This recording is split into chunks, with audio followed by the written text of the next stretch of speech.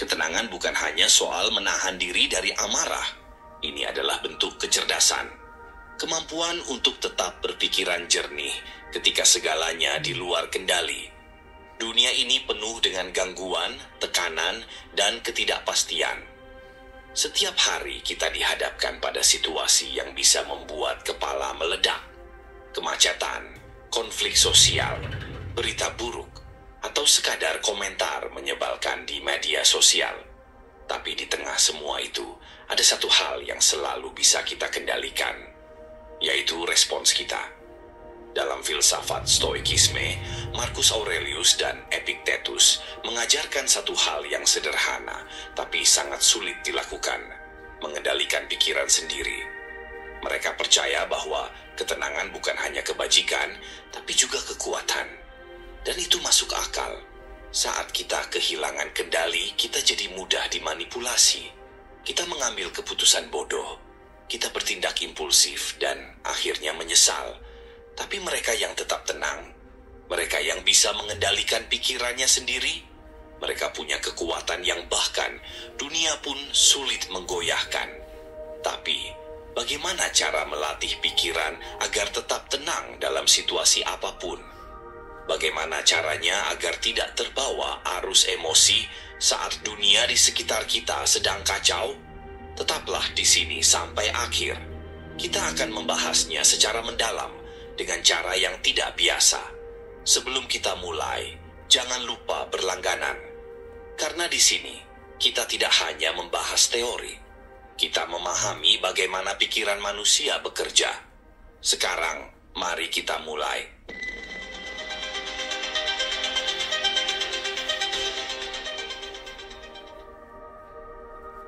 Poin pertama, kehilangan kendali adalah sebuah pilihan. Bayangkan kamu sedang mengemudi di jalan yang ramai. Tiba-tiba seseorang menyerobot jalur tanpa memberi tanda. Detik itu juga, kamu merasakan gelombang emosi naik ke kepala.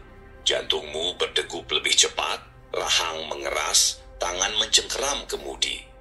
Ada dua kemungkinan yang bisa terjadi di sini. Kamu bisa membunyikan klakson keras-keras, meneriakkan sumpah serapah, atau bahkan mengejar mobil itu dengan penuh amarah. Atau kamu bisa menarik napas dalam-dalam, mengendurkan genggaman, dan berkata dalam hati, "Tidak apa-apa, itu bukan urusanku. Ini bukan sekadar pengendalian diri. Ini adalah pilihan." Kehilangan kendali tidak pernah terjadi begitu saja. Kita selalu punya jeda, meskipun hanya sepersekian detik, untuk memutuskan bagaimana kita akan merespons. Stoikisme mengajarkan bahwa kita tidak bisa mengendalikan dunia luar, cuaca, orang lain, kejadian tak terduga, tapi kita selalu punya kendali atas diri kita sendiri. Dan dalam banyak kasus yang kita anggap sebagai kehilangan kendali, sebenarnya hanyalah keputusan yang kita buat secara impulsif tanpa menyadarinya. Tapi tentu saja ini tidak mudah. Ketika amigdala, bagian otak yang memproses emosi, mengambil alih, kita seolah kehilangan kesadaran. Pikiran kita kabur dan tubuh merespons secara otomatis. Marah, panik, takut. Ini adalah mekanisme bertahan hidup yang diwariskan oleh evolusi. Masalahnya, mekanisme ini seringkali lebih banyak merugikan daripada membantu di dunia modern. Misalnya, ketika seseorang berkata sesuatu yang menyakitkan, ada dorongan instan untuk membalas. Tapi apakah membalas akan membuat situasi lebih baik? Apakah kata-kata kita akan memperbaiki keadaan atau justru memperburuknya? Banyak orang percaya bahwa kehilangan kendali adalah sesuatu yang tidak bisa dihindari. Aku memang orangnya gampang marah. Atau, aku nggak bisa nahan diri kalau sudah kesal. Tapi coba pikirkan, apakah benar kita tidak bisa menahan diri? Atau sebenarnya kita hanya tidak pernah benar-benar mencoba? Lihatlah seseorang yang sedang berdebat sengit dengan pasangannya. Nada suara mulai meninggi, ekspresi wajah memanas, lalu tiba-tiba ponsel berbunyi, mungkin dari bos atau orang tua. Dalam sekejap, nada suara berubah. Tiba-tiba orang itu bisa berbicara dengan tenang dan sopan. Ini bukti bahwa kehilangan kendali bukan sesuatu yang tak terhindarkan. Kita bisa menahan diri jika kita benar-benar menginginkannya. Tapi mengapa kita sering memilih kehilangan kendali? Karena itu terasa lebih mudah. Mengikuti emosi lebih gampang daripada menahannya. Melepaskan kemarahan memberikan kepuasan instan.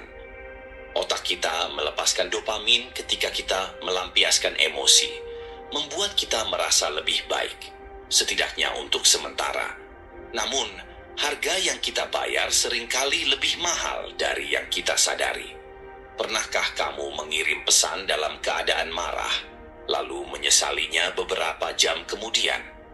Atau mengatakan sesuatu yang kasar di tengah emosi hanya untuk berharap bisa menariknya kembali? Kehilangan kendali hampir selalu membawa konsekuensi yang lebih buruk daripada yang kita duga. Di sisi lain, mereka yang mampu tetap tenang di saat-saat sulit seringkali memiliki keunggulan yang luar biasa.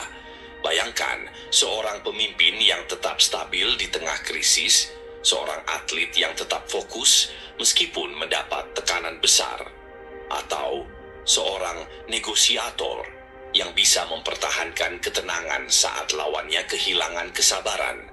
Mereka tidak lebih kuat secara fisik, tetapi mereka lebih kuat secara mental.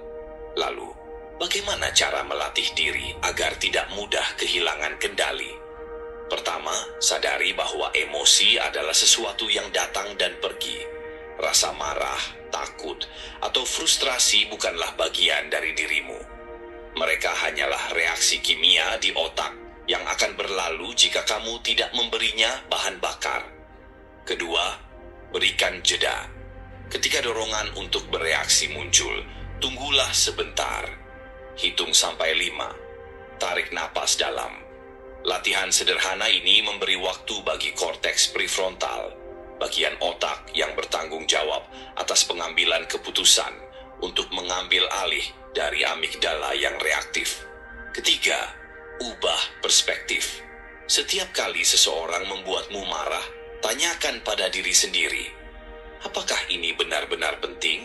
Atau, apakah ini akan berarti sesuatu dalam 5 tahun ke depan? Sebagian besar hal yang membuat kita kehilangan kendali hanyalah gangguan kecil yang tidak layak untuk mengorbankan ketenangan kita. Keempat, latih respons yang lebih baik.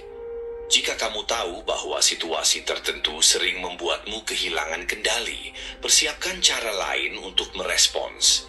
Misalnya, jika kamu sering terpancing dalam debat, biasakan untuk bertanya lebih banyak daripada berargumen. Jika lalu lintas membuatmu stres, coba dengarkan musik yang menenangkan atau podcast yang kamu sukai. Terakhir, ingat bahwa tidak ada yang bisa membuatmu kehilangan kendali tanpa izinmu.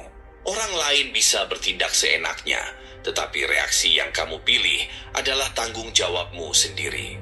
Setiap kali kamu berhasil tetap tenang dalam situasi sulit, kamu bukan hanya membuktikan kekuatanmu kepada orang lain, tetapi juga kepada dirimu sendiri.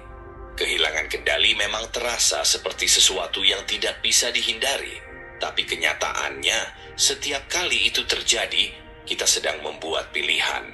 Dan jika kita bisa memilih kehilangan kendali, kita juga bisa memilih untuk tetap tenang.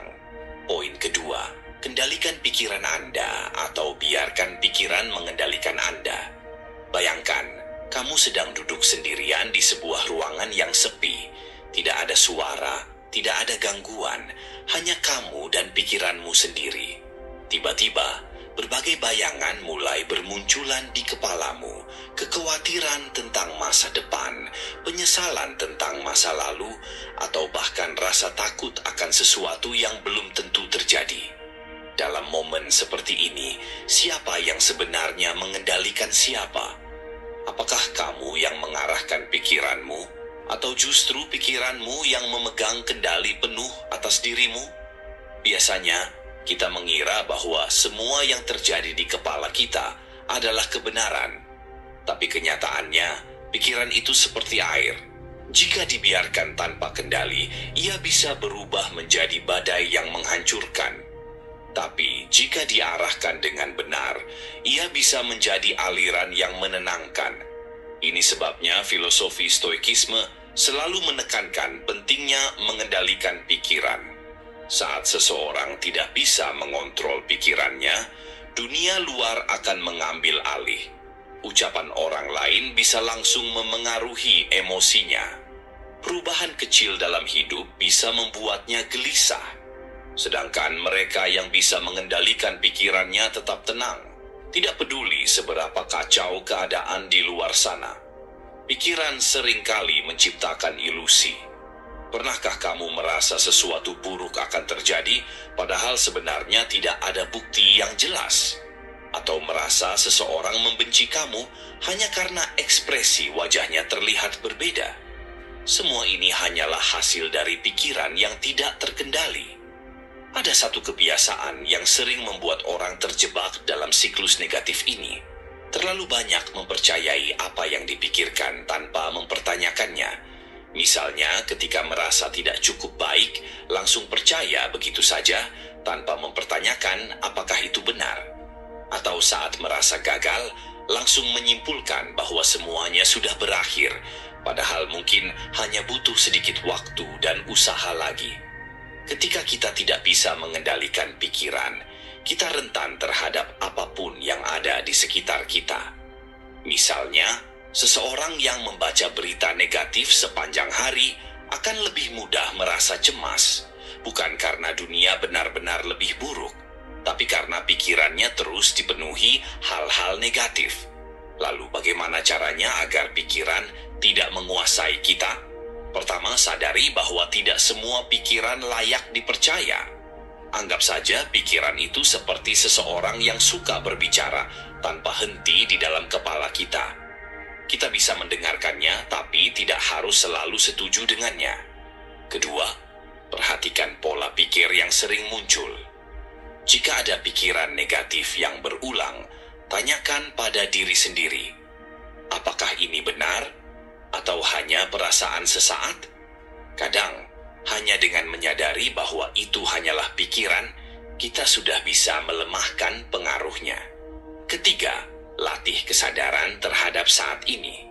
Seringkali kecemasan datang dari memikirkan masa depan yang belum terjadi, atau masa lalu yang sudah berlalu. Jika bisa fokus pada saat ini, kita bisa mengurangi beban pikiran yang tidak perlu. Ada satu hal yang menarik.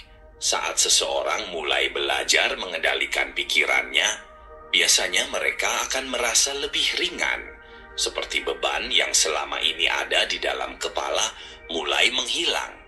Ini karena pikiran yang tidak terkendali selalu menciptakan ketegangan, sedangkan pikiran yang terkendali membawa ketenangan. Tapi apakah mungkin untuk sepenuhnya mengendalikan pikiran? Mungkin tidak. Selalu akan ada momen di mana pikiran mencoba mengambil alih. Namun semakin sering dilatih, semakin mudah untuk membawanya kembali ke jalur yang benar. Pada akhirnya ada dua pilihan, menjadi pengendali atau yang dikendalikan. Jika membiarkan pikiran menguasai, kita akan selalu terombang-ambing oleh emosi dan keadaan. Tapi jika bisa mengambil kendali, dunia luar tidak lagi memiliki kuasa atas ketenangan kita. Dan itu mungkin adalah kebebasan sejati. Poin ketiga, jangan biarkan keadaan menentukan diri Anda. Ada satu hal yang sering membuat manusia terjebak dalam penderitaan. Mereka berpikir bahwa diri mereka adalah hasil dari keadaan, bahwa jika lingkungan sekitar buruk, mereka akan menjadi buruk. Jika keadaan sulit, maka mereka pasti akan menderita. Tapi coba pikirkan ini, seandainya kamu dilempar ke tengah badai, apakah itu berarti kamu harus ikut berputar seperti angin? Atau bisakah kamu berdiri tegak, tetap menjadi dirimu sendiri, meskipun angin mencoba merubuhkanmu? Banyak orang menjalani hidup dengan mentalitas layang-layang. Mereka terbang tinggi ketika keadaan baik, tetapi jatuh terhempas saat badai datang. Mereka membiarkan validasi orang lain menentukan harga diri mereka. Mereka merasa berharga hanya ketika dipuji dan hancur ketika dikritik. Tanpa disadari, mereka menyerahkan kendali atas kebahagiaan dan identitas mereka kepada hal-hal yang berada di luar diri mereka. Tapi ada jalan lain. Stoikisme mengajarkan bahwa keadaan di luar kendali kita, tetapi cara kita meresponsnya sepenuhnya ada di tangan kita. Kita bisa memilih untuk tidak membiarkan dunia luar mengatur siapa kita. Ketika lingkungan mengendalikan diri, kita hidup di dunia yang penuh aturan tak tertulis. Jika kamu tidak mengikuti standar sosial, kamu akan dianggap aneh. Jika kamu tidak mencapai ekspektasi orang lain, kamu akan dianggap gagal. Kadang, tekanan ini terasa begitu kuat hingga kita mulai mempertanyakan diri sendiri. Mungkin kamu pernah merasa bahwa orang-orang di sekitarmu tidak mendukungmu. Atau mungkin kamu tumbuh dalam lingkungan yang keras, di mana setiap kesalahan kecil langsung dihukum tanpa ampun. Jika itu yang kamu alami, tentu sulit untuk tidak terpengaruh. Otak kita dirancang untuk menyesuaikan diri dengan lingkungan demi bertahan hidup. Tapi disinilah letak perbedaannya. Apakah kamu hanya ingin bertahan hidup, atau kamu ingin benar-benar hidup? Identitas yang tertanam di dalam diri. Jika semua yang mendefinisikanmu berasal dari luar, status, pekerjaan, validasi sosial, maka kamu sedang berjalan di jalan yang berbahaya. Karena begitu semua itu hilang, siapa dirimu? Ada orang yang kehilangan pekerjaannya dan tiba-tiba merasa dirinya bukan siapa-siapa. Ada yang putus cinta lalu berpikir bahwa mereka tidak lagi berharga. Semua ini terjadi karena mereka membiarkan keadaan eksternal menjadi dasar identitas mereka. Tapi pikirkan ini, ada orang-orang yang kehilangan segalanya, namun tetap tegak. Mereka kehilangan uang, pekerjaan, bahkan orang-orang yang mereka cintai. Tapi mereka tetap memiliki sesuatu yang tidak bisa diambil oleh siapapun. Mereka tetap memiliki diri mereka sendiri. Batas antara adaptasi dan kehilangan jati diri. Bukan berarti kita tidak boleh beradaptasi dengan keadaan. Justru kemampuan untuk menyesuaikan diri adalah salah satu kekuatan terbesar manusia. Tapi ada perbedaan besar antara beradaptasi dan kehilangan jati diri. Adaptasi berarti kamu tetap menjadi dirimu sendiri, tetapi cukup fleksibel untuk menghadapi dunia. Kehilangan jati diri berarti kamu membiarkan dunia membentukmu tanpa batas, sampai kamu tidak tahu lagi siapa dirimu sebenarnya. Ada cara untuk tetap teguh dalam prinsip, tanpa harus bertindak kaku. Itu dimulai dengan mengenali apa yang benar-benar penting bagimu. Apa nilai yang ingin kamu pegang? Apa prinsip yang tidak bisa kamu kompromikan? Jika kamu tahu jawabannya, kamu akan selalu memiliki arah, bahkan di tengah kekacauan. Jalan menuju ketenangan batin. Banyak orang tidak menyadari bahwa semakin mereka menggantungkan kebahagiaan pada faktor eksternal, semakin mudah mereka dikendalikan oleh dunia luar. Tapi sebaliknya, semakin kamu menyadari bahwa kebahagiaanmu berasal dari dalam, semakin kuat dirimu. Bayangkan kamu sedang berjalan di tengah keramaian. Orang-orang di sekitarmu berbicara, menilai, mungkin ada yang mencemooh, ada yang mengagumi. Tapi kamu tetap berjalan dengan langkah yang sama. Kamu tidak melambat karena pujian, tidak juga berhenti karena hinaan. Karena kamu tahu, apapun yang mereka katakan, itu tidak mengubah siapa dirimu. Itulah inti dari stoikisme. Menjadi seseorang yang tetap teguh, tidak peduli di mana dia berada. Tidak membiarkan angin dunia membawa dirinya ke sana kemari. Keadaan bisa berubah, dunia bisa berantakan.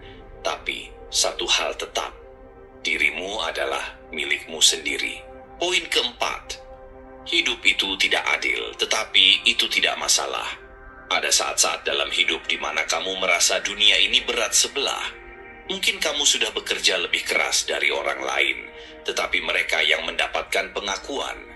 Mungkin kamu sudah berusaha jujur, tapi justru mereka yang bermain curang yang mendapat keuntungan. Atau mungkin kamu lahir dalam situasi yang tidak seberuntung orang lain, dan semua usaha yang kamu lakukan terasa seperti berjalan di pasir hisap.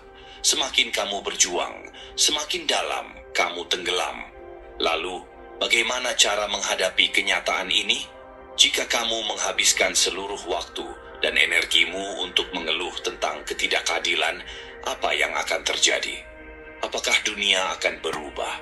Apakah mereka yang berbuat curang tiba-tiba akan sadar dan memberi tempat untukmu?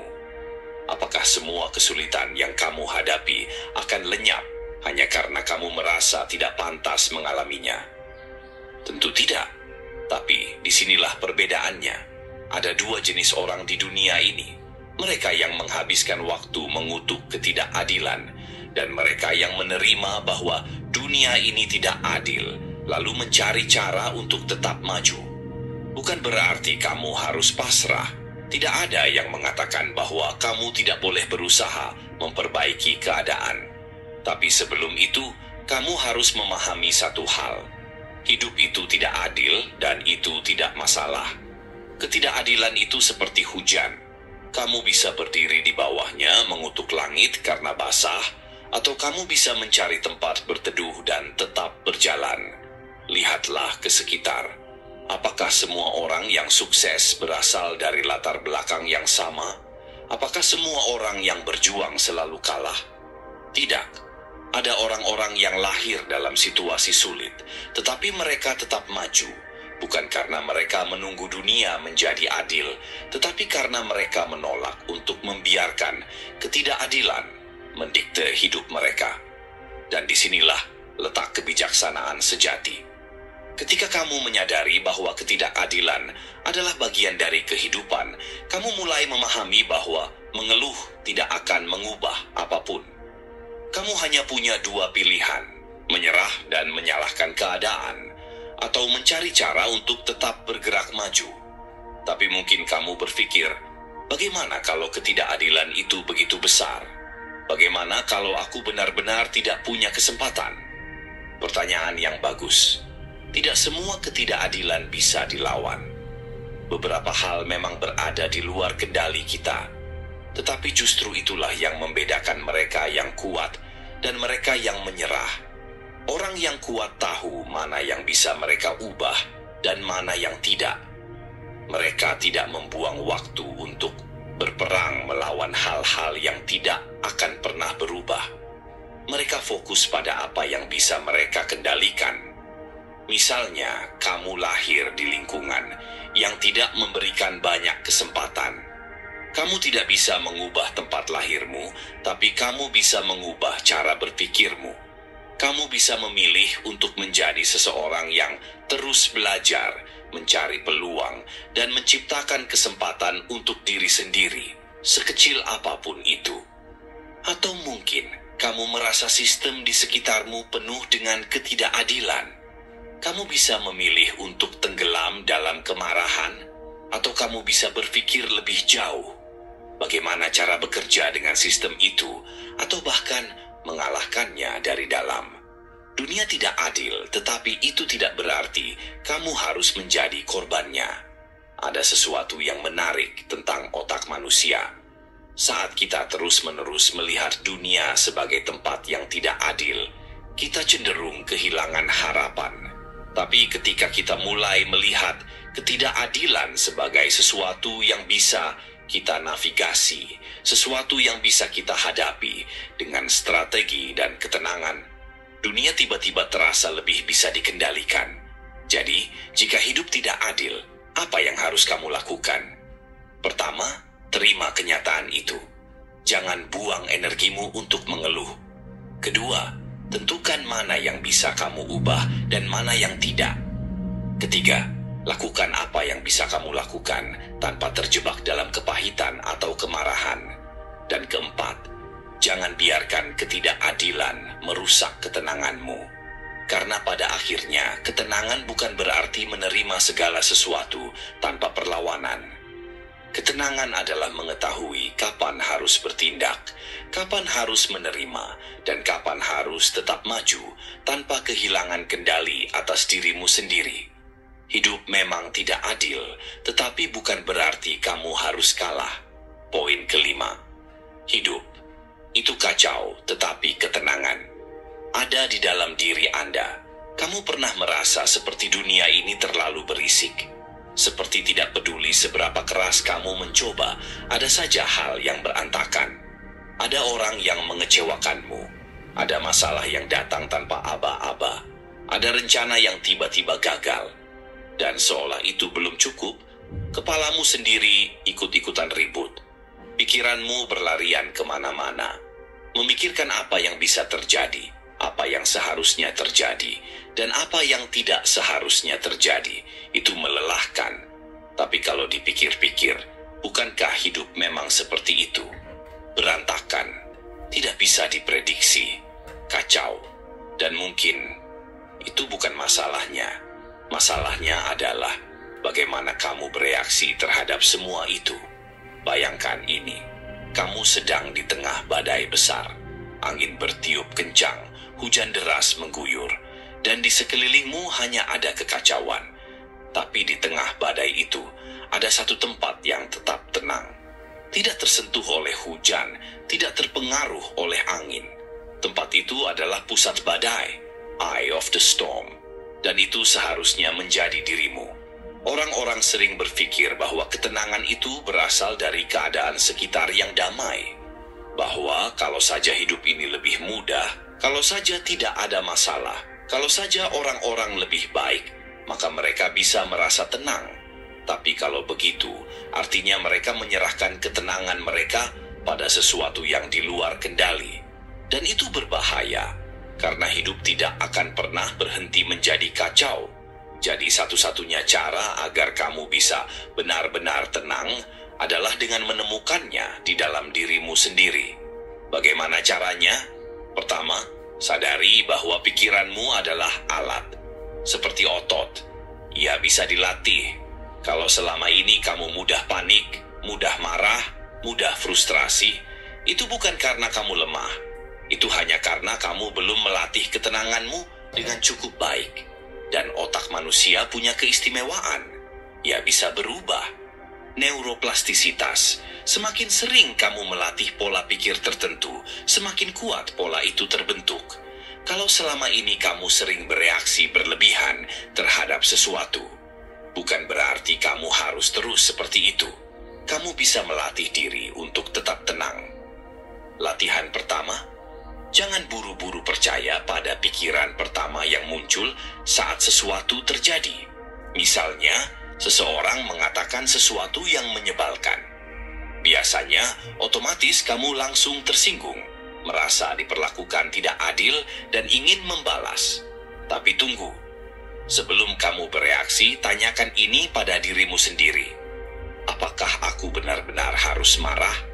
Apakah ini benar-benar masalah sebesar yang aku pikirkan? Apakah reaksiku akan membuat situasi lebih baik atau lebih buruk? Ketika kamu mulai mempertanyakan reaksimu sendiri, kamu mulai mengambil kendali. Kedua, terima kenyataan bahwa kekacauan adalah bagian dari hidup. Orang yang benar-benar tenang bukanlah orang yang tidak pernah menghadapi masalah. Mereka hanya tahu cara menerima kenyataan tanpa perlawanan yang sia-sia. Bukannya berkata, "Kenapa ini harus terjadi padaku?" Mereka berkata, "Oke, ini terjadi. Apa yang bisa kulakukan?" Ada orang yang menghabiskan waktu bertahun-tahun untuk berharap dunia lebih adil, lebih tenang, lebih seperti yang mereka inginkan.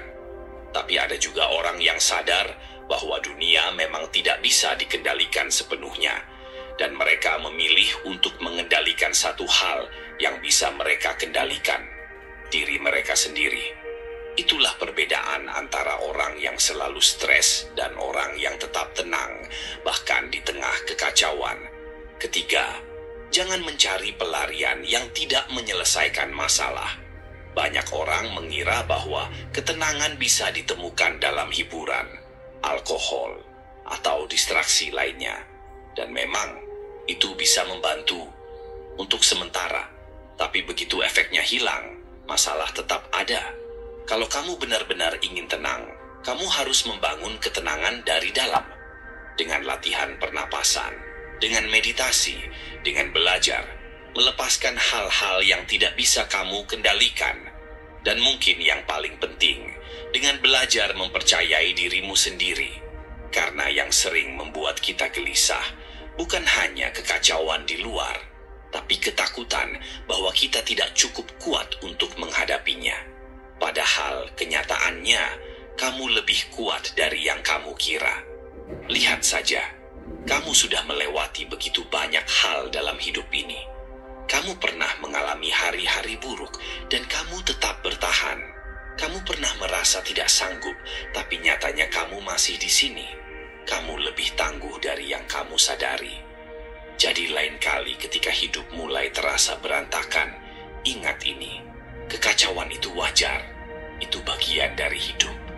Tapi kamu tidak harus ikut kacau. Ketenangan ada di dalam dirimu, dan kamu bisa memilih untuk menemukannya.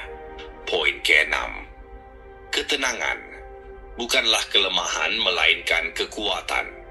Pernahkah kamu berada dalam situasi di mana semua orang panik, tapi ada satu orang yang tetap tenang? Orang yang tidak banyak bicara, tapi ketika dia berbicara, semua orang mendengarkan. Dia tidak terburu-buru mengambil keputusan, tapi justru karena itu, keputusannya selalu tepat. Dan anehnya, meskipun dia tidak menunjukkan emosi yang meledak-ledak, dia justru lebih dihormati daripada mereka yang berteriak paling keras. Ketenangan adalah sebuah kekuatan yang sering disalahpahami. Dalam banyak budaya, ekspresi emosi yang kuat sering dikaitkan dengan kepemimpinan dan keberanian. Jika seseorang marah, itu dianggap sebagai tanda kepedulian. Jika seseorang berbicara dengan suara lantang, itu dianggap sebagai tanda dominasi. Tapi apakah benar begitu? Di banyak situasi, mereka yang paling tenanglah yang memiliki kendali. Bukan karena mereka tidak peduli, tapi karena mereka mengerti bahwa bereaksi secara impulsif hanya akan memperburuk keadaan. Marcus Aurelius pernah mengatakan bahwa kita memiliki kekuatan untuk memilih bagaimana kita merespons dunia. Tidak ada yang bisa memaksakan emosi ke dalam diri kita tanpa izin kita sendiri. Bayangkan sebuah ruangan yang penuh dengan orang-orang yang panik. Suasana tegang, suara beradu, masing-masing ingin pendapatnya didengar. Lalu ada satu orang yang duduk diam, mengamati. Dia tidak terburu-buru berbicara, tidak terpancing emosi. Tapi ketika dia akhirnya membuka mulut, semua orang mendengarkan. Kenapa? Karena ketenangan itu sendiri adalah bentuk dominasi. Itu menunjukkan kontrol diri, pemikiran yang jernih, dan kekuatan yang tidak perlu dipamerkan. Ketenangan juga berhubungan langsung dengan cara kerja otak kita. Saat kita stres, sistem saraf simpatik aktif, detak jantung meningkat, dan kita cenderung bereaksi tanpa berpikir panjang. Sebaliknya, ketika kita tenang, sistem saraf parasimpatis mengambil alih, tubuh kita rileks dan pikiran kita lebih jernih. Itulah mengapa dalam keadaan tenang, kita bisa melihat situasi dengan lebih objektif, tidak mudah terprovokasi, dan membuat keputusan yang lebih bijak. Tapi tentu saja tidak semua orang melihat ketenangan sebagai kekuatan. Ada yang menganggap orang yang tenang sebagai seseorang yang pasif, tidak berambisi, atau bahkan lemah. Dalam lingkungan yang terbiasa dengan ledakan emosi, ketenangan sering disalahartikan sebagai ketidakpedulian. Ini yang membuat banyak orang merasa perlu menunjukkan reaksi berlebihan agar dianggap serius. Padahal justru orang yang mampu tetap tenang dalam tekanan adalah orang yang benar-benar memiliki kendali atas dirinya sendiri. Namun, seperti segala hal dalam hidup, ketenangan juga harus ada batasnya. Terlalu tenang dalam situasi yang membutuhkan tindakan bisa membuat seseorang terlihat apatis. Jika seseorang tetap diam di saat yang seharusnya berbicara, itu bukan lagi ketenangan, melainkan kelalaian. Itulah sebabnya keseimbangan diperlukan. Tenang, tapi tetap waspada. Diam, tapi tetap memperhatikan. Tidak bereaksi berlebihan, tapi tahu kapan harus bertindak. Sekarang, coba pikirkan tentang dirimu sendiri. Bagaimana biasanya kamu merespons situasi sulit? Apakah kamu cenderung terpancing emosi, atau kamu bisa menahan diri dan melihat situasi dengan kepala dingin? Mungkin setelah ini, kamu mulai menyadari bahwa ketenangan bukanlah tanda kelemahan. Sebaliknya, itu adalah bukti bahwa kamu memiliki kekuatan untuk mengendalikan dirimu sendiri. Dan dalam dunia yang kacau ini, orang yang bisa tetap tenang adalah orang yang memiliki kendali. Poin ketujuh, kemarahan tidak menyelesaikan masalah. Kamu pasti pernah merasakan ini saat sesuatu berjalan tidak sesuai harapan. Darah mulai mendidih, dada terasa sesak, dan satu dorongan kuat muncul di kepala, melampiaskannya. Kadang rasanya seperti keharusan, seolah dengan marah, masalah bisa selesai, atau setidaknya perasaanmu sedikit lebih lega. Tapi apa benar begitu? Bayangkan ini. Kamu sedang mengemudi, lalu seseorang memotong jalurmu tanpa memberi tanda. Detik itu juga amarah melonjak. Otot menegang, jantung berdetak lebih cepat, tangan mencengkeram setir lebih keras. Kamu membunyikan klakson, mungkin sambil mengumpat. Tapi setelah itu, jalanan tetap macet. Orang yang memotong jalurmu bahkan mungkin tidak menyadari kesalahannya. Kamu saja yang terjebak dalam gelombang emosi yang kamu ciptakan sendiri. Begitulah cara kemarahan bekerja. Sekilas, ia terasa seperti reaksi alami yang bisa memberimu kendali. Tapi sebenarnya justru kamu yang kehilangan kendali. Kemarahan adalah ilusi kontrol. Saat marah, otakmu masuk ke mode fight or flight. Itu adalah respons alami manusia terhadap ancaman. Tubuhmu siap bertarung atau melarikan diri. Tapi masalahnya, dalam kehidupan modern, sebagian besar ancaman yang kita hadapi bukanlah sesuatu yang bisa dihadapi dengan kemarahan. Mungkin kamu marah karena rekan kerja tidak melakukan tugasnya dengan benar, atau seseorang berkomentar buruk tentangmu di media sosial. Kamu merasa perlu merespons untuk membela diri atau menegaskan posisi. Tapi kemarahan yang tidak terkendali seringkali berujung pada keputusan yang buruk, mengatakan hal yang tidak seharusnya, melakukan tindakan yang merugikan, atau bahkan menghancurkan hubungan yang penting. Marcus Aurelius pernah berkata, kemarahan dan dendam lebih menyakiti diri sendiri daripada orang yang menjadi sasarannya. Itu karena kemarahan bukan sekadar ekspresi emosi. Ia adalah energi destruktif yang jika tidak dikendalikan, justru akan mengendalikanmu. Kemarahan itu memabukkan, tapi tidak menyelesaikan. Ada alasan kenapa kemarahan seringkali sulit ditahan. Saat marah, otak melepaskan adrenalin dan kortisol, dua hormon yang membuatmu merasa hidup dalam ketegangan. Ini sebabnya banyak orang merasa bahwa marah itu melegakan. Tapi seperti halnya alkohol atau zat adiktif lainnya, efek itu hanya sementara. Setelahnya, kamu seringkali justru merasa lebih buruk. Kamu mungkin menyesali kata-kata yang diucapkan, tindakan yang dilakukan, atau hubungan yang rusak. Sebuah studi menemukan bahwa orang yang sering marah lebih rentan mengalami tekanan darah tinggi, penyakit jantung, dan stres kronis. Kemarahan bukan hanya merusak keadaan emosional, tetapi juga kesehatan fisik. Jadi, apa yang bisa kamu lakukan? Kemarahan itu seperti api. Jika dibiarkan, ia akan membakar apa saja di sekitarnya. Tapi jika dikendalikan, ia bisa menjadi alat yang berguna. Ketika kamu mulai merasa marah, coba lakukan ini. Tarik napas dalam-dalam. Napas panjang memberi sinyal pada otak bahwa tidak ada bahaya nyata. Ini membantu menenangkan sistem saraf. tunda reaksi. Jika kamu ingin merespons sesuatu dengan marah, beri jeda beberapa detik sebelum bicara atau bertindak. Dalam banyak kasus, ini cukup untuk menurunkan intensitas emosi. Tanya dirimu sendiri, apakah ini sepadan? Kebanyakan hal yang memicu kemarahan sebenarnya tidak akan berdampak besar dalam jangka panjang. Jika sesuatu tidak akan penting dalam waktu seminggu, sebulan, atau setahun dari sekarang, mungkin tidak perlu direspons dengan kemarahan. Alihkan energi ke sesuatu yang lebih konstruktif.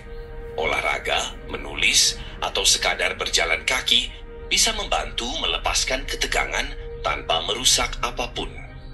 Kemarahan bukanlah kelemahan. Ia adalah bagian dari dirimu, tapi bukan sesuatu yang harus mendikte hidupmu. Karena pada akhirnya mereka yang bisa tetap tenang di tengah kekacauan adalah mereka yang benar-benar memiliki kendali. Poin ke-8, jangan terjebak di masa lalu atau masa depan. Ada satu kebiasaan yang sering dilakukan tanpa sadar, membiarkan pikiran berlarian ke tempat-tempat yang tidak bisa disentuh. Kamu mungkin pernah duduk diam, tapi di dalam kepalamu ada adegan yang terus diputar ulang. Mungkin sesuatu yang terjadi bertahun-tahun lalu. Mungkin sesuatu yang seharusnya kamu katakan, tapi tidak pernah keluar dari mulutmu. Atau sebaliknya, kamu malah sibuk membayangkan hal-hal yang belum terjadi. Bagaimana kalau nanti gagal? Bagaimana kalau semua ini tidak berjalan sesuai rencana? Kita hidup dalam ketegangan antara dua waktu, masa lalu yang sudah berlalu dan masa depan yang belum datang. Pikiran kita seringkali seperti kaset rusak yang terus mengulang bagian yang sama, seolah berharap bisa mengubah sesuatu yang tidak bisa diubah. Atau seperti peramal amatir yang sibuk menebak-nebak hal yang belum tentu terjadi. Tapi kalau dipikir lagi, siapa yang sebenarnya sedang memegang kendali? Kalau kamu terus-menerus menyesali masa lalu atau mencemaskan masa depan, siapa yang sebenarnya sedang menjalani hidupmu saat ini? Apakah benar kamu yang memegang kendali atau justru pikiranmu yang mempermainkanmu? Mungkin tanpa sadar, kamu sedang dikendalikan oleh sesuatu yang bahkan tidak bisa disentuh. Bayangkan seseorang yang berdiri di persimpangan jalan. Di satu sisi, ada jalan yang mengarah ke belakang, jalan yang penuh dengan kenangan, entah itu baik atau buruk. Di sisi lain, ada jalan yang menuju ke depan, yang dipenuhi dengan kemungkinan dan ketidakpastian. Tapi yang sering terlewatkan adalah tempat dia berdiri saat ini, di titik persimpangan itu sendiri. Bukankah aneh? Orang seringkali menghabiskan begitu banyak energi untuk sesuatu yang tidak bisa mereka sentuh. Mereka berusaha menggenggam masa lalu yang sudah pergi atau mencoba mengontrol masa depan yang belum datang. Tapi anehnya, mereka lupa bahwa satu-satunya hal yang benar-benar bisa mereka kendalikan adalah apa yang ada di hadapan mereka saat ini. Pernahkah kamu bertanya-tanya, seberapa banyak momen yang telah terlewat hanya karena kamu terlalu sibuk memikirkan sesuatu yang tidak ada? Berapa banyak hari yang berlalu tanpa benar-benar kamu jalani, hanya karena pikiranmu berada di tempat lain? Stoikisme mengajarkan bahwa hidup terjadi di saat ini. Masa lalu sudah berlalu, dan masa depan hanyalah konsep, sesuatu yang belum ada. Mengkhawatirkannya hanya akan menciptakan penderitaan yang tidak perlu. Sekarang bayangkan ini, kamu sedang duduk di sebuah taman. Angin bertiup sejuk, ada suara daun yang bergesekan, dan sinar matahari menyentuh kulitmu. Semuanya sempurna. Tapi, bukannya menikmati momen itu, kepalamu justru dipenuhi dengan pikiran-pikiran yang mengembara. Kamu mengingat kejadian yang sudah lewat, atau mencemaskan sesuatu yang bahkan belum tentu terjadi. Lalu, kamu tersadar. Kamu kembali ke momen ini. Kamu merasakan angin di kulitmu, mendengar suara burung, dan tiba-tiba kamu merasa lebih ringan.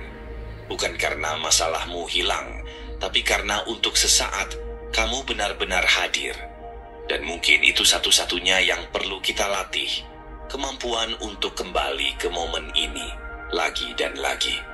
Tentu, ada saatnya kita perlu belajar dari masa lalu.